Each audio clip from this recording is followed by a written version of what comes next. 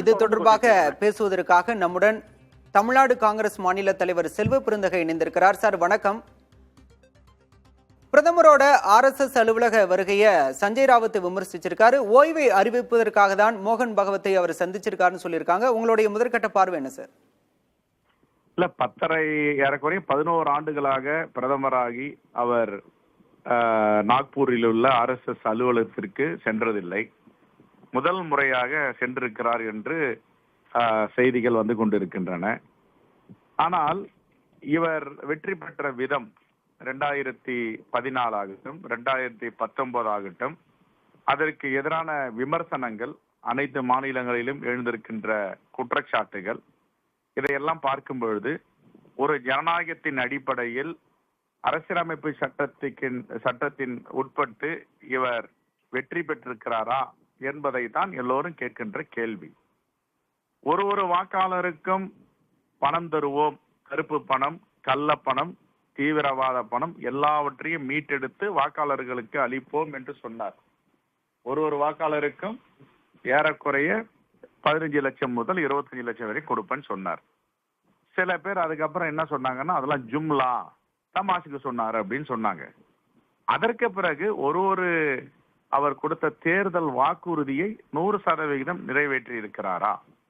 அப்ப அரசியலமைப்பு சட்டம் என்ன சொல்லுகிறது என்றால், இந்த தேசத்தில் எவனெல்லாம் பிறந்திருக்கிறார்களோ அவர்களெல்லாம் இந்த தேசத்தினுடைய பிரஜைகள், இந்தியன் சிட்டிசன் என்று சொல்லுகிறார்கள்.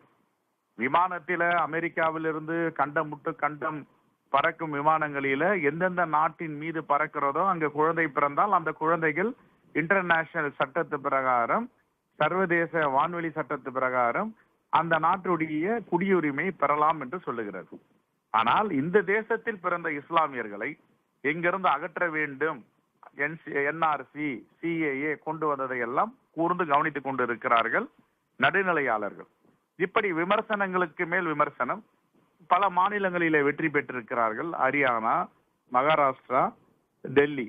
இந்த வெற்றியெல்லாம் பார்க்கும் பொழுது அவர்கள் எப்படி வெற்றி பெற்றிருக்கிறார்கள்? ஒரு 100 சதுர அடி வீட்டில இருப்பவர் 400 வாக்குகள் அந்த முகவரியில இருக்கிறது. இப்படி பல குற்றச்சாட்டுகள்.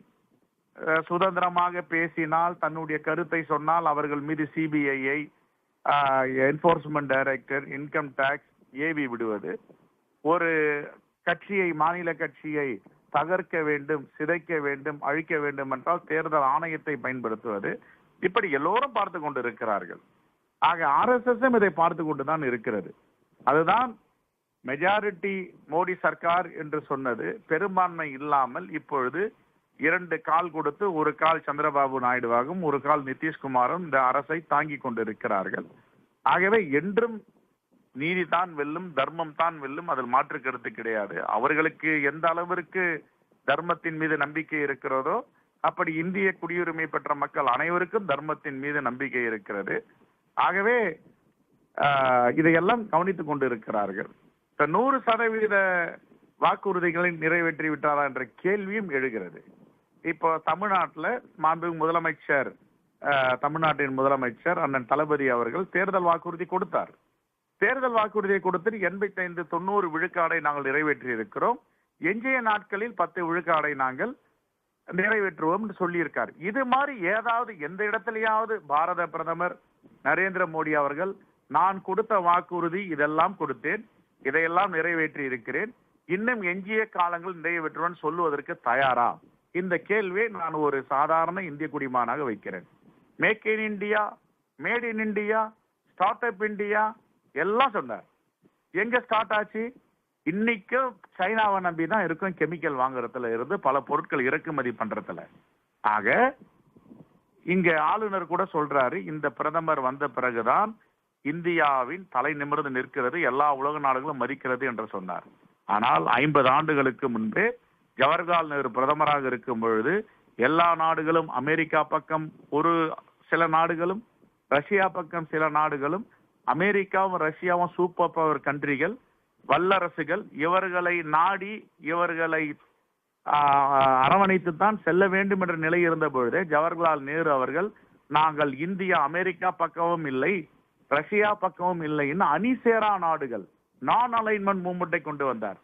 இப்படிப்பட்ட பிரதமர்கள் இருந்த இந்த தேசத்தில் இரும்பு பெண்மணி என்று அழைக்கப்பட்ட உலக நாட்டு தலைவர்களால் அன்னை இந்திரா காந்தியை வர்ணிக்கப்பட்டவர். இந்தியாவில மிகப்பெரிய விஞ்ஞான யுக புரட்சியை கொண்டு வந்தவர் ராஜீவ் காந்தி அவர்கள். இப்படி இந்த நாடு சுதந்திரம் அடையும் பொழுது ஒரு குண்டூசி தயாரிப்பதற்கு கூட வாய்ப்பில்லாத இந்த தேசத்தை ஒரு மிகப்பெரிய நாடாக உலக அளவில் தலைநிமிர செய்து வைத்தவர்கள் இந்திய தேசத்தின் பிரதமராக இருந்த காங்கிரஸ் பிரதமர்கள். இவர் இந்த 10 ஆண்டுகளில் என்ன செய்திருக்கிறார்? எதையாவது ஒன்று சொல்லுங்கள். கடன் எவ்வளவு வாங்கியிருக்கிறார்? காங்கிரஸ் இருக்கும் பொழுது எவ்வளவு கோடி கடன்கள் வாங்கப்பட்டது? இப்பொழுது எவ்வளவு கோடி கடன்கள் வாங்கப்பட்டிருக்கிறது? இன்னும் ஜிஎஸ்டி பணம் தமிழ்நாடு கொடுப்பதற்கு நிகராக இல்லது தன்னுடைய பங்களிப்பை ஏன் கொடுக்க மறுதளிக்கிறார்கள்? மாநில மொழிகளை சிதைக்க ஏன் துடித்துக் கொண்டிருக்கிறார்கள்? எதற்காக மும்மொழி கொள்கையை இப்பொழுது கொண்டு வருகிறார்கள்? 10 ஆண்டுகளாக மும்மொழி கொள்கையை பற்றி பேசாத நரேந்திர மோடியும் பாஜக சர்க்காரும் இப்பொழுது எதற்காக இந்த மும்மொழி கொள்கையை தூக்கி பிடித்திருக்கிறார்கள்? தமிழ்நாட்டில் 52 கேந்திர வித்யாலயா பள்ளிகள் இருக்கின்றன. 52 கேந்திர வித்யாலயா பள்ளிகளில் எங்கேயாவது மும்மொழி இருக்கிறதா? ஆங்கிலமும் இந்தியும் தவிர ஏதாவது ஒரு மொழியை அவர்கள் கற்றுக் கொடுக்கிறார்களா? தாய்மொழியான தமிழ்நாட்டில் தமிழ் மொழியை கற்றுக் கொடுக்கிறார்களா? சரி, வட மாநிலங்களே இந்த மும்மொழி கொள்கையோ இருமொழி கொள்கையோ இருக்கிறதா? அங்க இருப்பது ஒரு மொழி கொள்கை, இந்தி மட்டும்தான் பேசுகிறார்கள். அங்க இருக்கின்ற மாநில மொழிகள் எல்லாம் அழிந்து வருகிறது. அதை தான் இன்றைக்கு மகாராஷ்டிராவில் இருக்கிற ராஜ் தாக்கரே அவர்கள், சிவசேனா கட்சியின் ஒரு பகுதியான ராஜ் தாக்கரே இன்றைக்கு கண்டித்திருக்கிறார். மாநில மொழிகள் காப்பாற்றப்பட வேண்டும், தாய் மொழிகள் பாதுகாக்கப்பட வேண்டும். ஆகவே பாஜக திரு செல்வ பெருந்தகை இணைப்பில் வந்து தங்களுடைய கருத்துக்களை பகிர்ந்து கொண்டமைக்கு நன்றி.